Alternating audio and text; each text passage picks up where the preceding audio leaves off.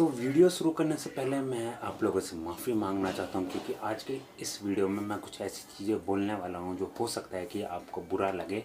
और बहुत सारे लोग उस चीज़ में मानते हैं, बट मैं थोड़ा नहीं मानता हूँ इन सब चीज़ों पे, जो कि आज मैं इस वीडियो में बोलने वाला हूँ। तो उसके लिए मैं पहले ही माफ़ी मांगता हूँ, क्योंकि मैं थोड़ा गलत भी बोल दूँ तो प्लीज़ आप मुझे माफ़ कर दीजिएगा। चलिए हम लोग अपना वीडियो शुरू करते हैं और देखते हैं क्या हुआ आज के वीकेंड के वार में। तो हे, मेरा नाम अंकित कुमार गुप्ता है और मैं एक रिव्यूअर हूँ। और आज हम जिस चीज़ का रिव्यू करने वाले हैं ना, वो बिग बॉस का वीकेंड का वार है। रोहित शेट्टी आए थे, आप सबको पता है। सैटरडे का हो गया है, संडे का मतलब कंटिन्यू हो आगे। तो आज के एपिसोड में ना उतना कुछ खास हुआ नहीं। सही में आज के एपिसोड में उतना कुछ खास हुआ नहीं। बस प्रणीत की हमें पहले कॉमेडी देखने को मिली, थोड़ी सी वही टांग खिंचाई वाली। उसके बाद एक टास्क हुआ जिसमें एक टैगलाइन दिया कि आप ये टैगलाइन किसको देना चाहते हो। तो सबसे ज़्यादा इसमें तान्या को मिला। तान्या अपने आप को फिर से वो अपने आप को डाउन समझने लगी कि मैं ही हूँ इस घर की। तान्या को ये समझ नहीं आता कि उसको सब गधी बोल रहे हैं। इन शॉर्ट वो गधी है, गधी की सरताज है, उसको ये समझ नहीं आ रहा। वो कॉम्प्लीमेंट अपने आप को दे रही है। ये सही भी बात है, क्योंकि जब आपको लोग ज़्यादा गाली देने लगे तो आप उस गाली को कॉम्प्लीमेंट में लीजिए। और तान्या का तो भाई मैं एक बात तो मानता हूँ भाई, उसको कोई कितना भी बोल ले, वो ऐसे करती है कि घंटा फ़र्क नहीं पड़ता मुझे। एक क्वालिटी उसकी ये मुझे अच्छी लगती है, तुम जो बोल लो मैं तो वही करूँगी जो मैं चाह रही हूँ। मैं फेंक रही हूँ, मैं फेंकूँगी। कहानी बना रही हूँ, कहानी बनाऊँगी, चाहे तुम जो बोल लो। और ये सब जो होता है ना बिग बॉस हाउस में, लिटरली में कुछ चीज़ें मुझे ऐसी लगती है कि इनका पर्सनल है या फिर कुछ चीज़ें मतलब अलग से ही यार आता है ना, क्योंकि एक शो है और शो में ये सब होता है। और एक दूसरा टास्क हुआ गाड़ी वाला, कि आपके हिसाब से कौन आगे जाना चाहता है, कौन पीछे वाला है, या फिर कौन प्रेजेंट पे है। दो लोगों का ऑप्शन था आगे पीछे का, जो कि मेरे हिसाब से मैं आप लोगों को बताऊं ऑनेस्ट रीज़न, ऑनेस्ट तान्या एक कदम पीछे, क्योंकि यही है कि वो हर चीज़ फेक करती है। पहली बात तो ये, दूसरी बात अपनी गलती एक्सेप्ट भी नहीं करती। बाकी मैं आगे देखो, आगे तो मैं अभी किसी को नहीं करना चाहता, क्योंकि सब अभी सेम लाइन पे ही हैं। किसी को मैं आगे नहीं करना चाहता हूँ। और जो चीज़ें होती है बिग बॉस हाउस में, हमें पता है काफ़ी सारी चीज़ें प्रेडिक्टेबल होती है, काफ़ी सारी चीज़ें नहीं। एआई का भी है, इंस्टाग्राम पे आप लोगों ने देखा होगा कि सलमान खान बीच में है एंड उसका बन चुका है। एक साइड में अमाल है, दूसरे साइड में गौरव है, ऐसे ऐसे हो रहा है एंड अमाल को विनर बना दिया। तो देखते हैं कितना ये बात सच होगा, कितना सही।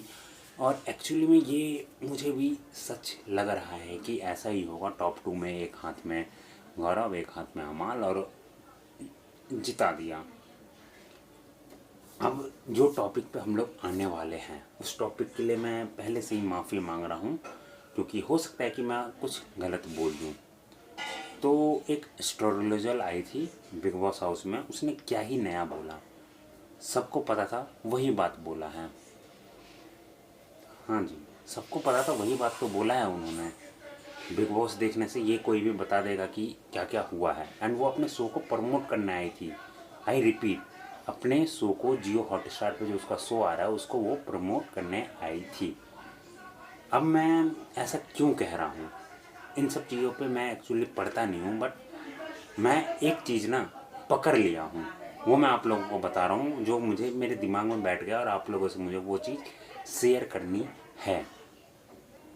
और जो शेयर करने वाली बात ये है कि जब ओ वाला चीज़ आता है, ओ जब वो सबकी राइटिंग देखती है, राइटिंग से पता लगाती है कि कौन क्या है, तो तान्या के बारे में ये बोलती है कि होते हैं ना कि कोई हम किसी को कोई बात बोल देते हैं, वो पेट में पचा पाती है कि नहीं। तान्या को क्या बोला गया कि जब उसको कोई बात बोले तो वो पेट में पचा के रख लेती है, वो किसी को बोलती नहीं है, उगलती नहीं है किसी के सामने। तो ये जाहिर सी बात है झूठ है, आप लोगों को भी पता है। जब भी कुछ बात होती है वो तुरंत जाके जो उसकी करंट में दोस्त रहती है कोई भी, जाके उसको तुरंत बोल देती है। तो ये कौन सा चीज़ हुआ जो पेट में पचाने वाली बात हुआ? ये तो गलत बोला है।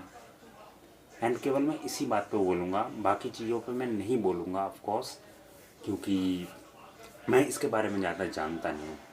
मुझे ये भी नहीं पता कि कितना चीज़ें सही है कितना चीज़ें गलत है।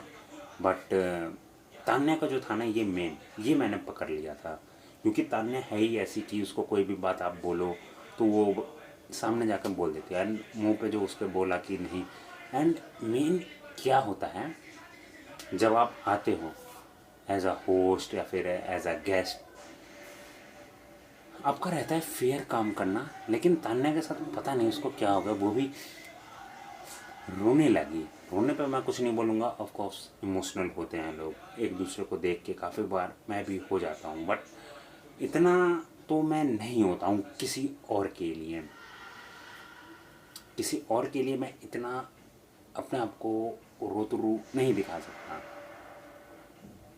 बाकी और भी कई सारी चीज़ें हुई है जो कि मैं उस बारे में बात नहीं करूँगा। बस मेरे को इसी बारे में बात करना था, एक तान्या के टॉपिक के बारे में जो ये हुआ था। एस्ट्रोलॉजर आई थी एक, अपने जियो हॉटस्टार पे एक शो आने वाला है, उसका प्रमोशन करने।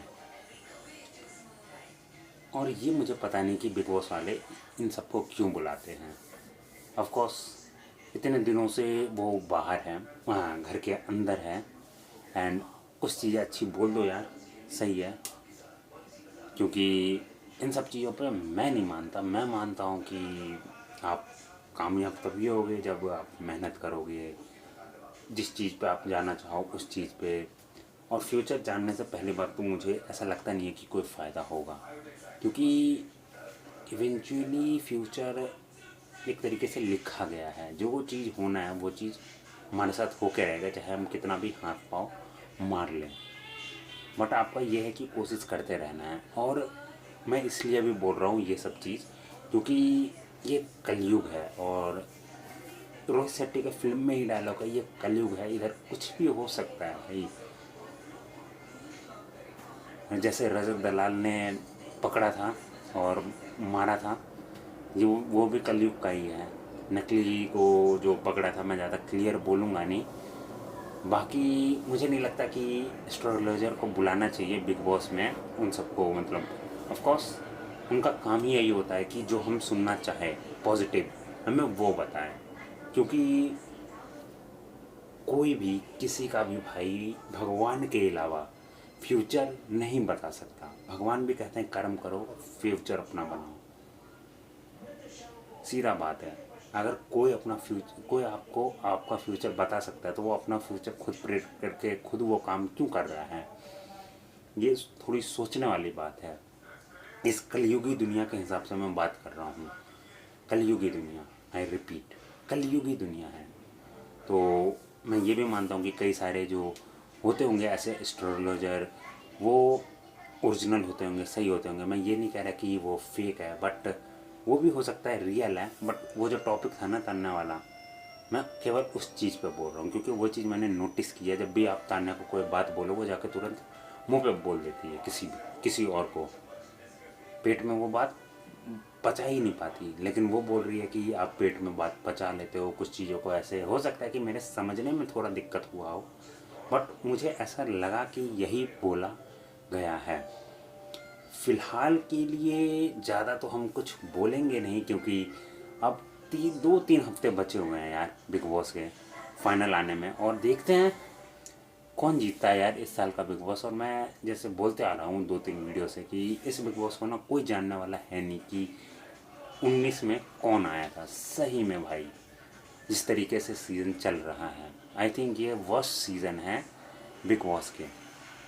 और एक वो वाला भी वर्स्ट सीज़न था जिसमें वो आया था, कौन यार, मुझे अभी यार नाम याद नहीं आ रहा है। हाँ, मुनावर। वो वाला भी सीज़न बहुत ही वर्स्ट सीज़न था, मुनावर वाला भी। एंड ये सीज़न भी वर्स्ट है।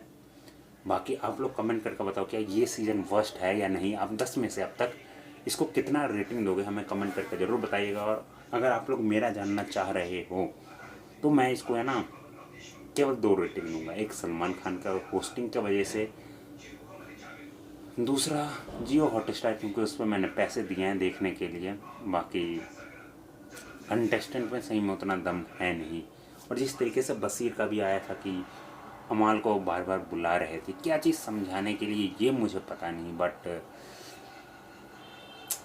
और हाँ, आज तक कभी भी शायद किसी भी रिव्यूअर ने अमाल मलिक के कल के बिहेवियर के ऊपर कुछ नहीं बोला। कल भी मैंने बोला था और आज भी मैं बोल रहा हूँ, उसका बिहेवियर जो कल था ना, इसको खड़ा करके होस्ट के सामने ऐसे ऐसे खड़ा होके बिल्कुल एटीट्यूड में, वो काफ़ी गलत था। एंड रोहित शेट्टी को उस पर बोलना था, इतने बड़े डायरेक्टर हैं, इतना बड़ा शो करते हैं, मुझे उनसे ये एक्सपेक्ट नहीं था रोहित शेट्टी से। क्योंकि भाई मैं भी रोहित शेट्टी को फॉलो करता हूँ एंड मैं भी उसका फ़ैन हूँ, उनका फ़ैन हूँ, मैं उनकी भी मूवी देखता हूँ। बट उनको रिएक्ट करना था जिस तरीके से अमाल का रिएक्शन आया। तो अंतिम कमेंट मेरा यही है कि एंड ऑफ द डे ये बिग बॉस शो है, हम लोग जितना भी बोल लें, अंत में जैसे कि होता नहीं है, कैमरे के आगे कुछ और, कैमरे के पीछे कुछ और, हम लोग को आपस में लड़वा दिया एंड वो लोग खुद ब्रेड पकौड़ा खा रहे हैं, समोसा खा रहे हैं बैठ के, लड़ाई वड़ाई। तो उन्होंने एक कॉन्ट्रैक्ट साइन किया, मैं ये बता दूं, कॉन्ट्रैक्ट साइन हुआ है। बाद में जब बाहर जाएंगे वो एक दूसरे के साथ काम करेंगे, गले मिलेंगे, हम ही लोग लड़ाई करते रहेंगे, अबे तूने ऐसा क्यों बोला उसके बारे में।